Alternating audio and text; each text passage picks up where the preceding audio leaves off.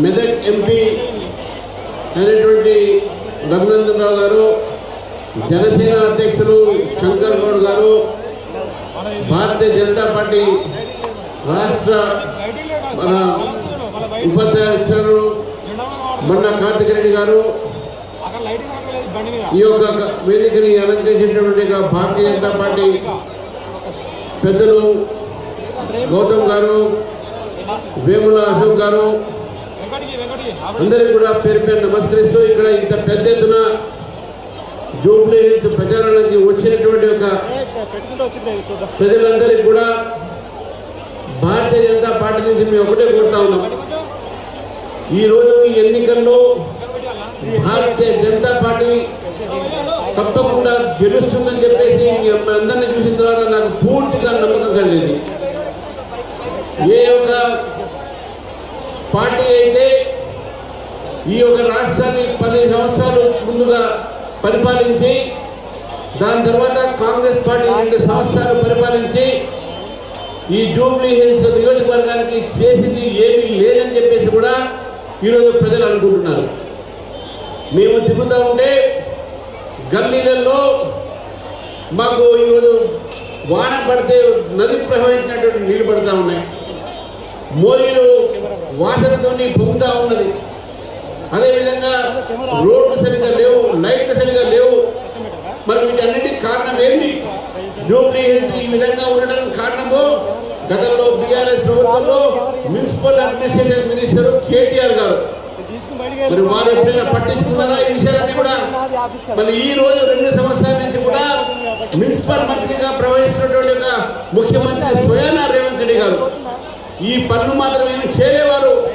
ఇక్కడ వచ్చి ఈ జూబ్లీ హిల్స్ గడ్డ మీద ముస్లింలు ఓట్లే కావాలి, నాకు హిందువుల ఓటు వద్దే వద్దు, ముస్లింకు కాంగ్రెస్ అంటే ముస్లింస్ అంటే కాంగ్రెస్ అనే మాట మాట్లాడుతున్నాడు. కానీ జూబ్లీ హిల్స్ ప్రజలకు నేను ఇల్లు ఇస్తాను, నేను హాస్పిటల్ కట్టిస్తాను, నేను మంచి విద్య ఇస్తాను, ఉపాధి అవకాశాలు ఇస్తాను మాటలు మాట్లాడుతున్నాడా ఈ యొక్క రేవంత్ రెడ్డి గారు అని చెప్పి అడుగుతా ఉన్నాను. మతాన్ని రెచ్చగొట్టి ఈరోజు కాంగ్రెస్ పార్టీ కేవలము మజ్లీస్ ఓట్లతో గెలిచే ప్రయత్నం చేస్తా ఉన్నాను. కానీ జూబ్లీ హిల్స్ లో ఉన్నటువంటి ఒక 80% హిందువులు ఈరోజు గుర్తుపెట్టుకోవాలి. ఈ ప్రభుత్వము, ఈ కాంగ్రెస్ పార్టీ ముస్లిం అంటేనే కాంగ్రెస్, కాంగ్రెస్ అంటేనే ముస్లిం అనే మాట మాట్లాడుతున్నారు. ఇది జూబ్లీ హిల్స్ ప్రజలకు అవమానం అనే విషయాన్ని కూడా మనం గుర్తుపెట్టుకోవాలి. ఎర్రగడ్డలో ఉన్నటువంటి ఒక కల్పతరు, అదేవిధంగా బ్రిగేడు, వాసవి అపార్ట్మెంట్ పక్కన ప్రభుత్వ భూమి ఉంటే దాన్ని కబరస్థాన్ చేసే ప్రయత్నం చేసింది కాంగ్రెస్ ప్రభుత్వం. దానికి మద్దతు పలికింది బీఆర్ఎస్ ప్రభుత్వం, దాన్ని వ్యతిరేకించింది బీజేపీ.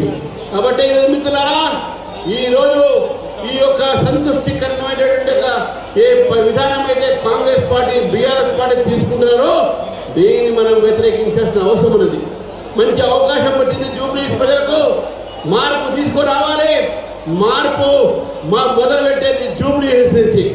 బీజేపీని గెలిపించండి, బీజేపీని గెలిపించేస్తే ఈరోజు అసెంబ్లీలో ప్రజల పక్షాన మాట్లాడే నాయకుడు మీకు వెళ్తాడు.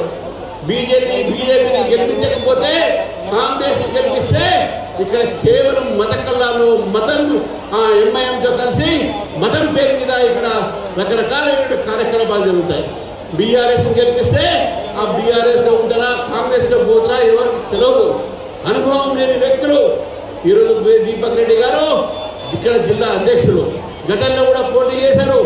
ప్రజల్లో ఉండే వ్యక్తి, ప్రజల కోసం పోరాడే వ్యక్తి, ప్రజల కోసం ప్రశ్నించే వ్యక్తి. కాబట్టి భారతీయ జనతా పార్టీకి ఓటు వేసి లంకల దీపక్ రెడ్డి గారిని భారీ మెజార్టీతో గెలిపించాల్సిందిగా నేను జూబ్లీ హిల్స్ ప్రజలను కోరుతూ ఈ అవకాశం ఇచ్చిన మిత్రులకు ధన్యవాదాలు చెప్తున్నా. భారత్ మాతాకి జై, జై తెలంగాణ, భారత్ మాతాకి, భారత్ మాతాకి, భారత్ మాతాకి. ఇప్పుడు మన జాతీయ ఓబీసీ మోర్చా అధ్యక్షులు, రాజ్యసభ సభ్యులు డాక్టర్ లక్ష్మణ్ గారు ఈ సభను ఉద్దేశించి ప్రసంగిస్తారు.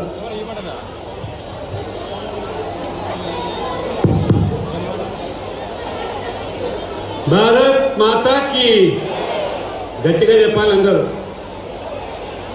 భారత్ మాతాకి. చేతులు ఉన్నవాళ్ళు 2 చేతులు ఉంటాయి, రెండు చేతులు ఎత్తి గట్టి చెప్పాలి. ఇక్కడ ఎడమ వైపు కూడా మహిళలు